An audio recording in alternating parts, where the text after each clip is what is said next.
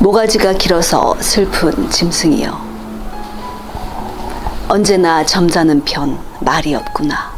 안녕하세요. 김나비 시 읽어주는 마을 시인 김나비입니다. 모가지가 길어서 슬픈 짐승은 무엇일까요? 기린이라고요? 저도 그런 줄 알았는데 사슴입니다. 오늘은 사슴의 시인 노천명에 대해 알아보겠습니다. 노천명은 1911년에서 1957년까지 살다 간 시인입니다. 1911년 9월 황해도 장현에서 태어납니다. 본명은 기선이었는데 6살 때 홍역을 앓고 20일이나 혼수 상태에 빠졌다가 살아났다고 합니다.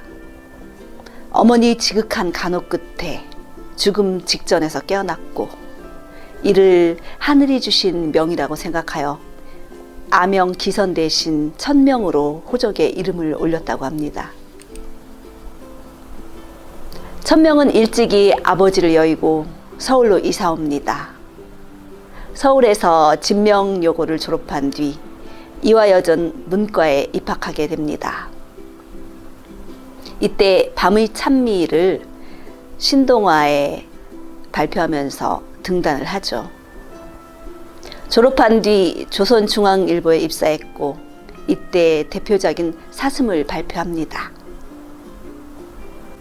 평생 독신으로 살았던 그녀의 시에는 주로 개인적인 고독과 슬픔의 정서가 부드럽게 표현되고 있으며, 전통 문화와 농촌의 정서가 어우러진 소박한 서정성이 드러나 있죠. 1938년 1월 1일 첫 시집 산호림을 발표합니다. 사슴이라는 시가 실린 시집이죠.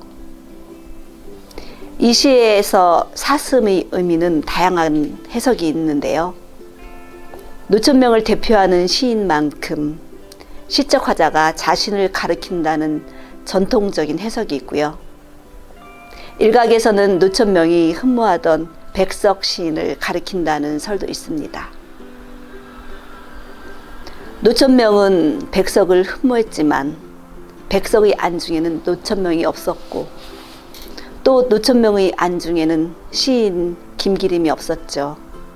그들은 같은 신문사에 근무했다고 합니다.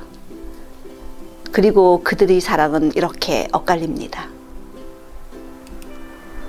사슴 읽어드리겠습니다. 사슴, 모가지가 길어서 슬픈 짐승이여, 언제나 점잖은 편 말이 없구나. 관이 향그러운 너는 무척 높은 족속이었나 보다. 물속의 제 그림자를 들여다보고 잃었던 전설을 생각해내곤 어찌할 수 없는 향수에 슬픈 모가지를 하고 먼데 산을 쳐다본다.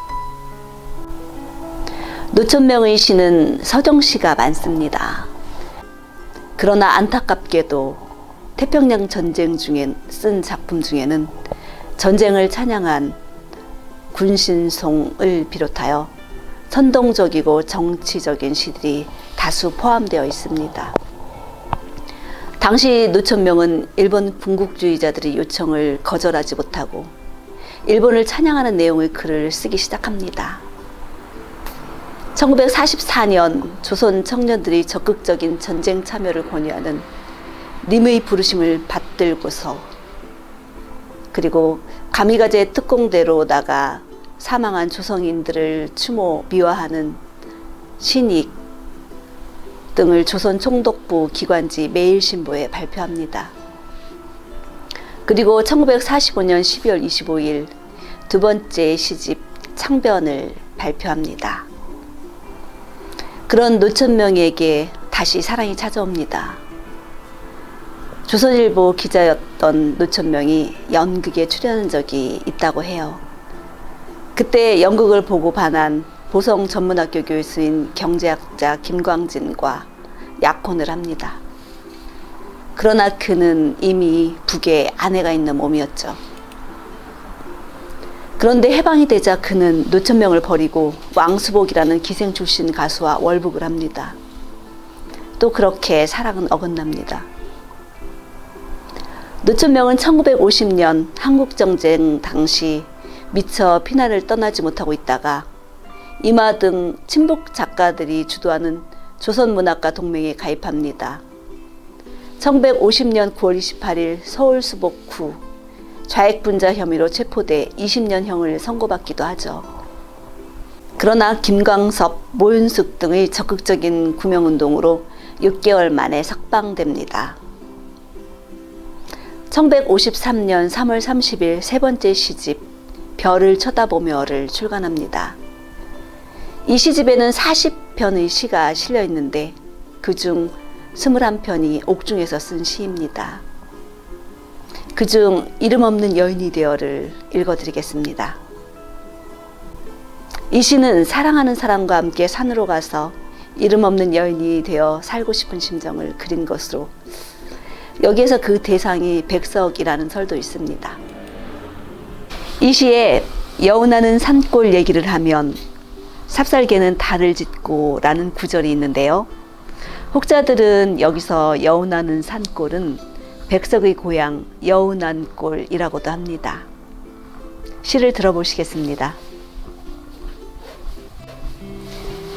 이름 없는 여인이 되어 어느 조그마한 산골로 들어가 나는 이름 없는 여인이 되고 싶소. 초가지붕에 박넝쿨 올리고 산밭엔 오이랑 호박을 놓고 들장미로 울타리를 엮어 마당엔 하늘을 욕심껏 들여놓고 밤이면 실컷 별을 안고 부엉이가 우는 밤도 내사 외롭지 않겠소. 기차가 지나가 버리는 마을 논양푼의 수수엿을 녹여 먹으며 내 좋은 사람과 밤이 늦도록 여운하는 산골 얘기를 하면 삽살개는 달을 짓고 나는 여왕보다 더 행복하겠소.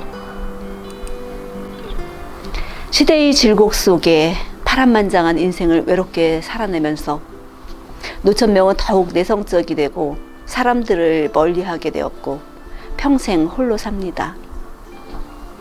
1957년 재생불능성 뇌빈혈로 쓰러져 청량리에 있는 위생병원에 입원했으나 입원비를 마련할 길이 없었고 그런 처지에 있으면서도 동료 문인들이 성금을 모아 입원비를 대납하겠다고 했을 때 완강히 거부했다고 합니다. 그녀는 원고료를 받기 위해 병원 벽에다 원고지를 대고 원고를 쓰고 있었다고 하는데요. 한 달쯤 뒤에 또다시 쓰러져 백혈병이란 진단을 받았지만 병원에 입원하지 않고 노아동의 허름한 자기 집에서 혼자 요양하다가 1957년 6월 16일 새벽 세상을 하직합니다. 46년의 짧은 삶을 살았죠. 변변한 가재도구도 없이 몇 권의 책과 안진뱅이 책상이 있는 손바닥만한 크기의 낡은 방이었다고 합니다.